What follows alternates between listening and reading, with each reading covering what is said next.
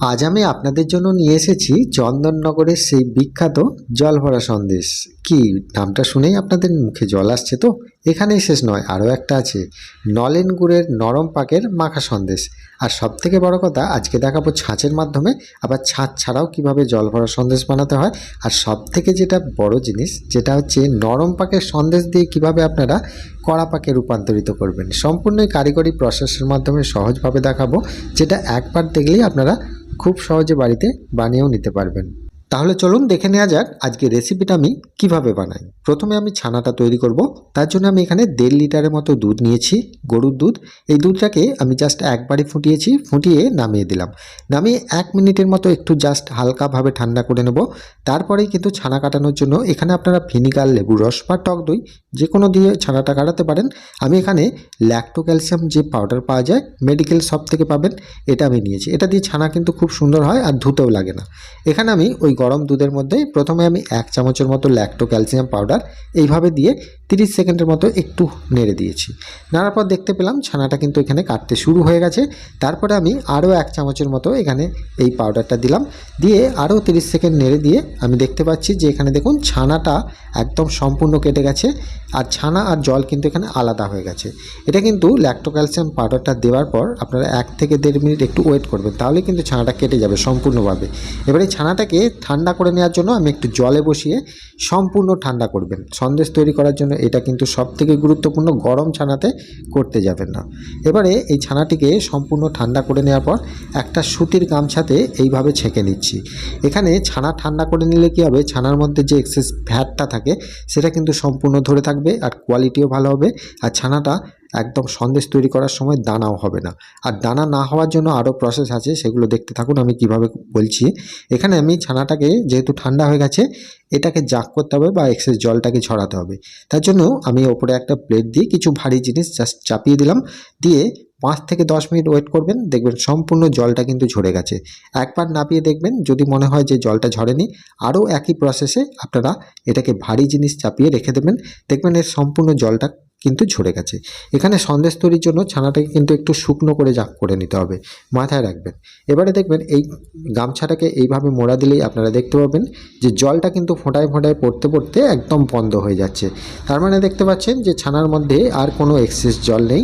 এটা কিন্তু সম্পূর্ণভাবে সন্দেশ তৈরির জন্য রেডি হয়ে গেছে। এবারে এই ছানাটাকে আমি এখানে নিয়ে নিলাম। এবারে এখানেও যদি মনে হয় যে ছানাটা একটু খুব নরম লাগছে, সেক্ষেত্রে গামছায় করে একটু হালকাভাবে টিপবেন, দেখবেন জলটা কিন্তু এক্সেস ধরে নেবে, জলটা বেরিয়ে যাবে। এইবারে দেখুন সবথেকে গুরুত্বপূর্ণ এই অংশটা, এখানে আমি যে 1 চামচে করে কী দিচ্ছি, এখানে কর্নফ্লাওয়ার বা অ্যারারুট এটা দিতে হবে। দিলে দেখবেন আপনাদের যে বাড়িতে সমস্যা হয় যে সন্দেশ তৈরি করার সময় দানা হয়ে যায়, কড়ার তলায় লেগে যায়, এই জিনিসটা হবে না। এটা দেবার পর এই ছানাটাকে সম্পূর্ণভাবে 10 থেকে 15 মিনিট হাতের তালুয়ে করে মাখবেন। যত মাখতে পারবেন ততই কিন্তু কোয়ালিটি ভালো হবে। এখানে আমি বলছি যে এখানে হাতের তালুয়ে করে মাখলেই আপনারা দেখতে পাচ্ছেন যে একদম মোলায়েম হয়ে গেছে ছানাটা। এই কাজটা কিন্তু আপনারা মিক্সিতেও করে নিতে পারেন, কিন্তু মিক্সিতে করার কোনো প্রয়োজন নেই, আপনারা হাতে করেই করবেন। আমরা মিষ্টির দোকানে হাতে করেই এইভাবে ছানাটাকে বেটে নিই। করে নেওয়ার পর এখানে ছানাটাকে আমি 3টে ভাগে ভাগ করছি। এখানে যেহেতু আমার 300 গ্রামের মতো ছানা হবে, হয়তো কম 10 গ্রাম কম বা 10 গ্রাম বেশি হতে পারে, 3টে ভাগ করে আমি রেখে দিলাম।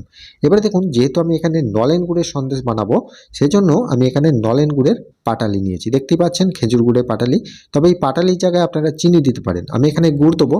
প্রসেসটা কিন্তু একটু অন্যরকম, ভালো করে দেখতে থাকুন। এখানে কিন্তু অনেক কিছু বোঝার আছে, এখানে ছেড়ে দিলে হবে না। এবার দেখুন এই যে আমি এখানে 100 থেকে 150 গ্রামের মতো এখানে আমি নলেন গুড়ের পাটালি কড়ার মধ্যে দিয়েছি। দেওয়ার পর একটা ভাগ ছানা কিন্তু আমি এখানে দিয়ে দিলাম। দেওয়ার পর এটাকে আমি গ্যাসের ফ্লেম একদম লো করে দেবো। কখনোই এখন বাড়াবেন না, যতটা সম্ভব লো করে কাজটা করার চেষ্টা করবেন। এইভাবে নাড়তে নাড়তে দেখবেন যে ছানার মধ্যে যে জলটা থাকে সেটা কিন্তু গুড়ের মধ্যে মিশে যেয়ে একটা লিকুইড টাইপ হয়ে যাচ্ছে। এইবারে দেখুন একটুখানি গলে যাওয়ার পর এবারে দিয়ে দিচ্ছি দ্বিতীয় ভাগ ছানাটা। দেওয়ার পর ওই একই প্রসেসে গ্যাসের ফ্লেম যতটা সম্ভব লো করে দেওয়ার চেষ্টা করবেন, নাহলে মাঝে মাঝে অফ করবেন, ঠিক আছে? এবারে এইভাবে নাড়তে থাকবেন, দেখবেন যে গুড়টা কিন্তু গলে যাবে। যদি মনে হয় যে গুড়টা গলছে না, সেক্ষেত্রে আপনারা অবশ্যই গুড়টাকে ভালো করে কুচিয়ে বা মিক্সিতে মিক্সিতে গুঁড়ো করেও দিতে পারেন। এবারে দেখুন এই ছানাটাকে এইভাবে আমি পাক করতে করতে যখন দেখলাম অনেকটাই পাক কিন্তু এখানে হয়ে গেছে শুকনো শুকনো, তৃতীয় ভাগ ছানাটাও কিন্তু আমি দিয়ে দিলাম। দেওয়ার পর এই একই প্রসেসে গ্যাসের ফ্লেম লো করে দিয়ে আস্তে আস্তে নাড়তে থাকবো। আর নাড়তে নাড়তে যখন দেখবো এটা অনেকটা শুকনো শুকনো হয়ে আসছে, তখন এতে দিয়ে দেবো 1 চা চামচের মতো বা 1 টেবিল চামচের মতো গুঁড়ো দুধ। এটা কিন্তু দিলে তবে টেস্টটা ভালো আসবে। এবারে এটাকে কিন্তু এই একই প্রসেসে নাড়তে হবে। যেহেতু আমি এখানে গুড়ের পরিমাণটা একটু বেশি দেবো জল ভরা সন্দেশের জন্য, সেই জন্য আমি এখানে এক্সট্রা করে আরও নলেন গুড় অ্যাড করে দিলাম। এটা আপনারা প্রয়োজন মতো দেবেন, কোনো অসুবিধা নেই। এবারে এটা নাড়তে নাড়তে দেখবেন যে তলা থেকে যখন এইভাবে ছেড়ে দিচ্ছে, তখনই গ্যাসের ফ্লেম অফ করে দেবেন।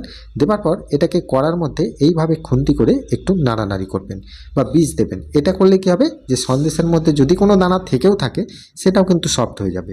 এইভাবে করে নেওয়ার পর 5 থেকে 7 মিনিট কিন্তু এই কাজটা করবেন। এই যে আমি করছি এইভাবে করে নেওয়ার পর কড়ার গায়ে জাস্ট মিলে রাখবেন, উনুন থেকে নামিয়ে দেবেন। নামিয়ে দেওয়ার পর এবারে কড়া থেকে তুলে নিয়ে একটা জায়গার মধ্যে এইভাবে রেখে দিয়ে এটাকে সেট করে নেবেন। এটা কিন্তু এখন মাখা সন্দেশে রূপান্তরিত হয়ে গেছে। এটাকে আপনারা গরম গরমও খেতে পারেন অথবা ঠান্ডা করে নিলেও এটা খেতে পারবেন। এটাকে আমি রেখে দিচ্ছি সম্পূর্ণ ঠান্ডা করে নেওয়ার জন্য। আর সম্পূর্ণ ঠান্ডা হয়ে যাওয়ার পর আপনারা দেখতে পাচ্ছেন ওপরটা কিন্তু অনেকটা শক্ত আর মুখে দিলেই একদম নরম নরম পাকের সন্দেশ। এবারে কিছু ডেকোরেশন আমি করিয়ে নিলাম শুধুমাত্র দেখতে সৌন্দর্যের জন্য। এবারে দেখুন মিষ্টির দোকানে কীরকমভাবে মাখা সন্দেশ কেটে কেটে দেয় আপনারা নিশ্চয়ই জানেন। ছুরি করে এইভাবে পিস পিস করে কেটে ওজন করে দেওয়া হয়, সেই পদ্ধতি কিন্তু এখন আছে। এইভাবে আমি পিস পিস করে তুলছি, দেখুন একদম সম্পূর্ণ পিস হয়ে যাচ্ছে। এটা কিন্তু খুব নরম পাকের সন্দেশ, একদম পারফেক্ট রেডি। এটা হয়ে যাওয়ার পর এখানে দেখুন যে সন্দেশটা কত সুন্দর সফট হয়েছে। এইবারে এখানে সবথেকে যে বড় জিনিস, এই নরম পাকের সন্দেশ থেকে কিভাবে কড়া পাকের সন্দেশ বানাতে হয়। মিষ্টির দোকানে দেখবেন নরম পাকের সন্দেশ করে রেখে দেওয়া হয়, তারপর সেটাকে কড়া পাকে করে নেওয়া হয়। এটা কিন্তু সবথেকে ভালো প্রসেস, এটা ইজি প্রসেস। এবারে দেখুন এই যে নরম পাকের সন্দেশটাকে আমি কড়ার মধ্যে দেবো। এতে আর কিচ্ছু দেবো না, জল দুধ কোনো কিছু দেবার দরকার নেই। গ্যাসের ফ্লেম লো রেখে আস্তে আস্তে এটাকে খুন্তি করে জাস্ট নাড়তে হবে। নাড়লেই দেখতে পাবেন কড়ার তলা থেকে ছেড়ে দিচ্ছে, একই প্রসেস। আর সেই সময় এটাকে নামিয়ে একটু মিলে দিয়ে রেখে দেবেন। আর মিলে দিয়ে রেখে দেওয়ার পর আপনারা হাতে নিয়ে দেখবেন, যখন দেখবেন এরকম একটু হালকা টেনে গেছে, কড়া কড়া ভাব এসে গেছে, তখনই কিন্তু এটাকে কড়া থেকে চেঁচে নিয়ে একদম তুলে নিতে হবে। খুব বেশি টানাতে যাবেন না, তাহলে খুব বেশি শক্ত হয়ে যাবে। এরকম নরম গরম অবস্থায় থাকবে। এটাকে একটা জায়গার মধ্যে আমি তুলে নিলাম। আর এখানে দেখুন নলেন গুড় নিয়েছি, এটা আমি জল ভরা সন্দেশের ভেতরে দেবার জন্য এটা নিয়েছি। আপনারা চাইলে নলেন গুড়ের পরিবর্তে চিনির রস, মোটা রস করেও দিতে পারেন। এবার দেখুন এখানে আমি একটা জল ভরা সন্দেশ বানানোর জন্য একটা ছাঁচ নিয়েছি। এই ছাঁচটা আপনারা অ্যামাজন থেকে কিনে নিতে পারেন, আমি ডিসক্রিপশানে চেষ্টা করব লিঙ্কটা দিয়ে দেবার। এবার দেখুন এখানে আমি এই যে ছাঁচটা নিয়েছি, এই ছাঁচের গায়ে প্রথমে আমি একটু তেল বা ঘি ব্রাশ করে দিলাম। দেওয়ার পর এখানে দুটো কিশমিশ আমি সাইডে আমি বসিয়ে দিলাম, দুটো জায়গা আছে দেখুন, ওই দুটো জায়গার মধ্যে আমি বসিয়ে দিলাম। এটা একদম জল ভরা সন্দেশের সম্পূর্ণ পদ্ধতি, মিষ্টির দোকান আমরা এইভাবে করি, ঠিক আছে। এবারে দেখুন এখানে অল্প করে একটু সন্দেশ নিয়েছি। এই সন্দেশটাকে প্রথমে একটু ভালো করে মেখে নেবেন, সফট হয়ে যাবে। এইভাবে হাতে করে ঘুরিয়ে ঘুরিয়ে মেখে নেবার পর এটাকে এর মধ্যে বসাবো। শুধুমাত্র ওই ছাঁচের যেরকম সাইজটা থাকবে সেই সাইজ অনুযায়ী সন্দেশটা নেবেন। এবারে দেখুন যতটা সন্দেশ ধরেছে বাকি সন্দেশটা কিন্তু ওপর দিকে এইভাবে উঠে আসছে। দুটো ছাঁচকে একসাথে জড়ো করে দিয়েছি। আর উঠে আসার পর ওপরের অংশ থেকে আমি কিছুটা বাদ দিয়ে দেওয়ার পর এখানে একটা উড পেন্সিল নিয়েছি। পেন্সিলে করে আমি মধ্যিখানে একটু গর্ত করে দিচ্ছি। দেখতে পাচ্ছেন গর্তটা যেন খুব ডিপ না হয়, মিডিয়ামভাবে করবেন। এবারে এখানে দিয়ে দিচ্ছি এখানে নলেন গুড়টা অল্প করে 4 থেকে 5 ফোঁটা, খুব বেশি নয় কিন্তু, খুব বেশি দিলে কিন্তু ফেটে বেরিয়ে আসবে, রাখতে পারবেন না। এবার দেখুন ওপর থেকে একটা সন্দেশের টুকরো নিয়ে এইভাবে একটু মুখটাকে সিল করে দিতে হবে। আপনারা নিশ্চয়ই সকলেই জানেন সিল না করলে কিন্তু এই রসটা বেরিয়ে আসবে, এজন্য সিলটা একটু ভালো করে দেবেন। করে দিলেই কিন্তু আপনাদের জল ভরা সন্দেশ একদম পারফেক্ট রেডি। এটা কিন্তু অনেক টাকা দাম দিয়ে আপনাদেরকে কিনতে হয়, বাড়িতে যদি তৈরি করতে পারেন আপনাদের খরচও বেঁচে যাবে আর আপনারা বাড়িতে হাই কোয়ালিটির জিনিসটাও খেতে পারবেন। এবারে দেখুন আমি এই ছাঁচে করে যে তৈরি করলাম, এবারে হাতে করে আপনাদের দেখিয়ে দিই, যে সবার বাড়িতে ছাঁচ থাকে না, সেজন্য দেখুন সন্দেশ একটু নিয়েছি, হাতে নিয়ে এইভাবে গোল করে পাকিয়ে মধ্যিখানে একটু ডিপ গর্ত করে নিয়েছি। নেওয়ার পর ওই একই রকমভাবে অল্প করে 2-4 ফোঁটা দিয়ে দিলাম। দেওয়ার পর মুখটাকে সিল করে দিলাম। তাহলে আমাদের ছাঁচবিহীন কিন্তু এখানে জল ভরা সন্দেশ রেডি। কোয়ালিটি কিন্তু একই রকম, কিন্তু দেখতে শুধু ডিজাইনটা আলাদা, খেতে কিন্তু একই রকম লাগবে। তবে এই কড়া পাকের সন্দেশটা যদি তৈরি করার সময় যদি মনে হয় যে খুব কড়া হয়ে গেছে, সেক্ষেত্রে হাতে একটু জল মেখে একটু মেখে নেবেন, তাহলে এটা নরম হয়ে যাবে, আর কোনো অসুবিধা হবে না। কড়া পাকের সন্দেশ এখানে পারফেক্ট রেডি। এটাকে ঠান্ডা করতে দেবেন, যত ঠান্ডা হবে ততই কিন্তু এটা কড়া পাক হবে। আর এটা শীতকালে অন্তত আপনারা বাড়িতে এমনি নর্মালভাবে রেখে দিলেও 20 দিন থেকে 22 দিন পর্যন্ত রয়ে যাবে, কোনো খারাপও হবে না। দেখুন এই যে কড়া পাকটা আমি তৈরি করেছি, একটা ভেঙে আমি দেখাচ্ছি। দেখুন ভেতর থেকে কি সুন্দরভাবে যে রসটা দিয়েছি বেরিয়ে বেরিয়ে আসছে। আমি এখানে খুব বেশি রস দিয়ে আপনাদেরকে দেখাইনি, কারণ আপনাদের ক্ষেত্রে অসুবিধা হবে। যতটা পরিমাণ আপনারা তৈরি করলে সব থেকে ভালো হয় সেই প্রসেসটা কিন্তু দেখিয়েছি, এর থেকে বেশি গুড়টা দিতে যাবেন না ভেতরে।